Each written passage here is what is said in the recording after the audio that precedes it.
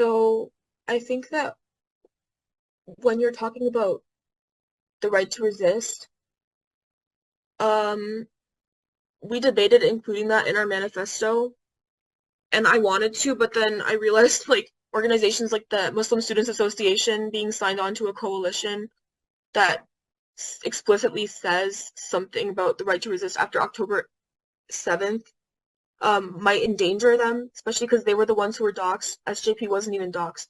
They're so bad at doxing. They didn't find any of us. They only found MSA. But like it was just like a tense time in which like all of us internally agreed on the right to resist. Putting that in the open manifesto would endanger people further. But it's really important to know internally that you guys like agree on that.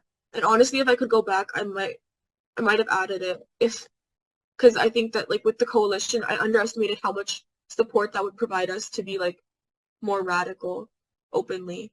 Um, so I think like the you need to have I would recommend just looking over the manifesto that I sent in the chat because we formatted that with the whole like all the representatives from different orgs to make sure that everybody was on board while also not compromising on any of our principles. Um, in that we refused to like condemn.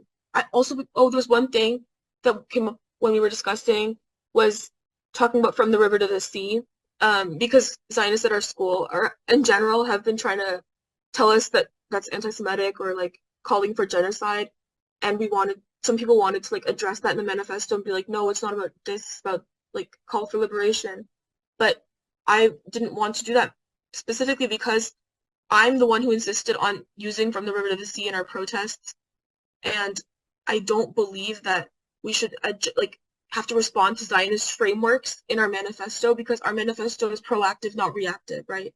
I don't think that we should have to condemn resistance, talk about how From the River to the Sea is actually not a call for genocide or any of the distractions they try to impose on us.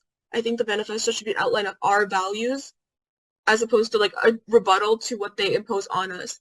So that's something really important to note.